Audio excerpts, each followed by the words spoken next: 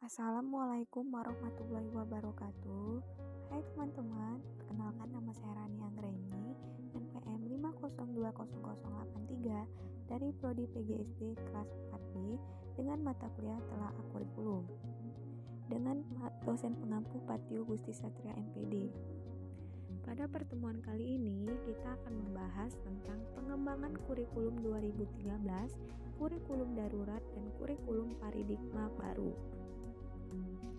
Adapun bahan kajian yang akan kita bahas, yang pertama yaitu dasar pengembangan kurikulum 2013, kurikulum darurat, dan kurikulum paradigma baru. Yang kedua ada rasio logis pengembangan kurikulum 2013, kurikulum darurat, dan kurikulum paradigma baru. Yang ketiga yaitu ada standar kompetensi lulus atau SKL. Yang keempat ada standar isi, dan kelima yaitu standar proses. Baiklah, sebelum memasuki ke materi yang pertama, di sini saya akan menjelaskan terlebih dahulu pengertian dari kurikulum 2013. Kurikulum 2013 adalah kurikulum yang berlaku dalam sistem pendidikan di Indonesia. Kurikulum ini merupakan kurikulum tetap diterapkan oleh pemerintah untuk menggantikan kurikulum 2006 yang telah berlaku selama lebih 6 tahun. Baiklah, selanjutnya pengertian dari kurikulum darurat. Kurikulum darurat merupakan penyederhanaan kompetensi dasar yang mengacu pada kurikulum 2013. Pada kurikulum darurat ini ada pengurangan kompetensi dasar untuk setiap mata pelajaran, sehingga berfokus pada kompetensi esensial dan kompetensi prasyarat untuk kelanjutan pembelajaran di tingkat selanjutnya. Kemendikbudristek membeberkan rencana kurikulum baru yang akan berlaku mulai tahun 2022. Kurikulum baru ini dinilai lebih fleksibel dan kurikulum 2022 ini akan lebih berfokus pada materi yang esensial dan tidak terlalu padat materi. Hal ini bertujuan agar guru memiliki waktu untuk pengembangan karakter dan kompetensi.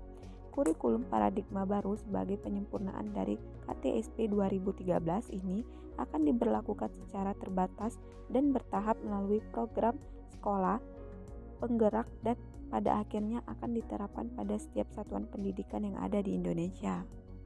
Baiklah, kita akan memasuki ke materi yang pertama, yaitu adalah dasar pertimbangan kurikulum 2013, darurat, dan paradigma baru. Yang pertama, kurikulum 2013. Kurikulum 2013 diimplementasikan secara terbatas pada sekolah perintis, yaitu kepada kelas 1 dan kelas 6 untuk tingkat sekolah dasar, kelas 7 dan untuk SMP, dan kelas 10 untuk jenjang SMA atau SMK. Tahun 2014, kurikulum 2013 sudah diterapkan di kelas 1, 2, 5, dan 6. Sedangkan untuk SMP kelas 7 dan kelas 8, dan SMA ada kelas 10 dan kelas 11. Jumlah sekolah yang menjadi perintis adalah sebanyak 6.326 sekolah, terbesar di seluruh provinsi Indonesia. Kurikulum 2013 memiliki 4 aspek penilaian. Yang pertama yaitu ada aspek pengetahuan, yang kedua ada aspek keterampilan, yang ketiga ada aspek sikap, dan yang terakhir ada aspek perilaku. Di dalam kurikulum 2013, terutama di dalam materi pembelajaran, terdapat materi yang dirampingkan dan materi yang ditambahkan. Materi yang dirampingkan terlihat ada di dalam materi bahasa Indonesia, IPS, PPKN, dan sebagainya. Sedangkan materi yang ditambahkan adalah materi matematika. Selanjutnya yaitu kurikulum darurat. Modul pembelajaran PAUD dijalankan dengan prinsip bermain adalah belajar. Proses pembelajaran terjadi saat anak bermain serta melakukan kegiatan sehari-hari. Sementara itu, untuk jenjang pendidikan SD, modul belajar mencakup rencana pembelajaran yang mudah dilakukan secara mandiri oleh pendamping, baik orang tua ataupun wali.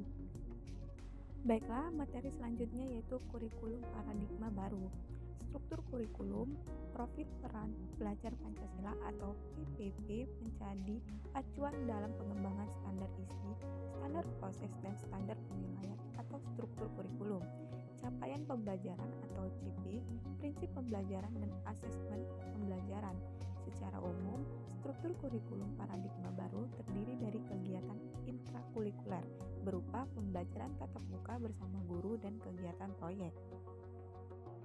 Hal yang menarik dari kurikulum paradigma baru yaitu jika pada KTSP 2013 kita mengenal istilah KL dan KD, yaitu kompetensi yang harus dicapai oleh siswa setelah melalui proses pembelajaran. Maka, pada kurikulum paradigma baru, kita akan berkenalan dengan istilah baru, yaitu capaian pembelajaran atau CP, yang merupakan rangkaian pengetahuan, keterampilan, dan sikap sebagai satu kesatuan proses yang berkelanjutan sebagai membangun kompetensi yang utuh. Baiklah, materi selanjutnya yaitu tentang rasional dan elemen kurikulum. Rasiologis pengembangan kurikulum 2013. Rasiologis pengembangan kurikulum 2013 menuntut kurikulum untuk memperhatikan dan mempertimbangkan aspek-aspek peserta didik dalam pelaksanaan kurikulum, sehingga nantinya pada saat pelaksanaan kurikulum, apa yang menjadi tujuan kurikulum akan tercapai secara optimal. Kurikulum darurat. Rasiologis pengembangan kurikulum darurat muncul sebagai jawaban atas keterbatasan dalam proses mengajar di tengah pandemi COVID-19. Dan selanjutnya itu kurikulum paradigma baru. Rasiologis pengembangan kurikulum paradigma baru dalam proses pelaksanaan pembelajaran satuan pendidikan tidak terbatas pada satuan pendekatan saja, berbeda dengan kurikulum 2013 yang hanya menggunakan pendekatan saintifik. Satuan pendidikan dapat menggunakan pendekatan berbasis mata pelajaran tematik inquiry, kolaborasi antara mata pembelajaran maupun panduan yang sesuai dengan peraturan materi. Baiklah, itu saja materi yang bisa saya dapat sampaikan pada pertemuan kita kali ini. Semoga ilmunya bermanfaat untuk kita semua. Saya akhiri, Assalamualaikum warahmatullahi wabarakatuh. Sampai jumpa lagi di pertemuan selanjutnya.